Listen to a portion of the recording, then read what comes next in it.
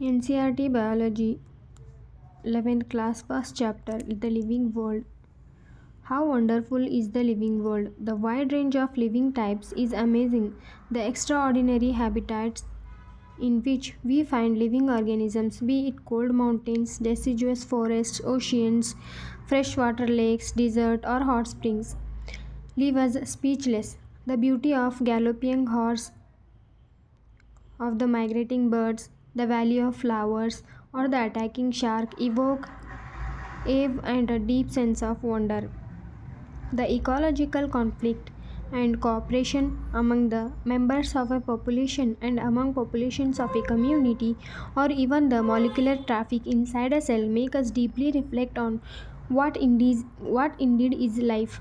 This question has two implicit questions within it. The first is technical one and seeks answer to what living is as opposed to the non-living, and the second is philosophical one and seeks answer to what is the purpose of life. As scientists, we shall not attempt answering the second question. We will try to reflect on what is living. Diversity in the living world. If you look around you, we'll see a large variety of living organisms, be it potted plants, insects, birds, your pets, or other animals and plants. There are also several organisms that you cannot see with your naked eye, but they are all around you. If you were to increase the area that you make observations in, the range and variety of organisms that you see would increase. Obviously, if you were to visit a dense forest, you would probably see a much greater number and kinds of living organisms in it. Each different kind of plant, animal, or organisms that you see represents a species. The number of species that are known and described range between 1.7 to 1.8 million. This refers to biodiversity, or the number and types of organisms present on Earth. We should remember here that we explore new areas and even old ones. New organisms are continuously being identified. As stated earlier, there are millions of plants and animals in the world. We know the plants and animals in our own area by their local names. These local names would vary from place to place, even within a country. Probably you would recognize the confusion that would be created if we did not find ways and means to talk to each other to refer to organisms we are talking about. Hence, there is a need to standardize the naming of living organisms such that a particular organism is known by the same name all over the world. This process is called nomenclature.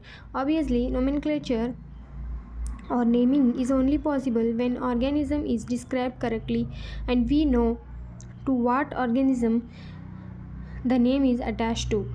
This is identification.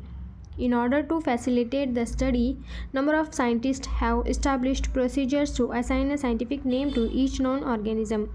This is acceptable to biologists all over the world. For plants, scientific names are based on agreed principles and criteria which are provided in International Code for Botanical Nomenclature (ICBN). You may ask, how are animals named? Animal taxonomists have evolved International Code of Zoological Nomenclature (ICZN). The scientific names ensure that each organism has only one name. Description of any organism should enable the people in any part of the world to arrive at the same name. They also ensure that such a name has not been used for any other noun organism. Now, I will highlight some important lines here.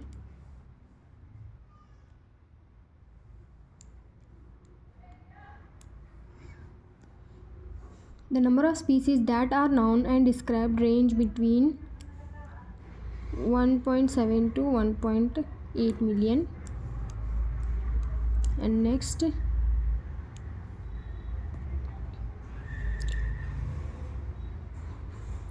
International Code for botanical nomenclature.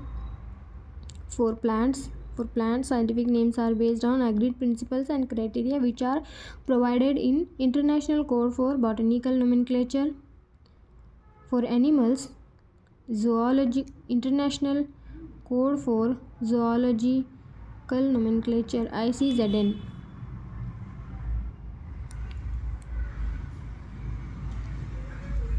Thank you for watching.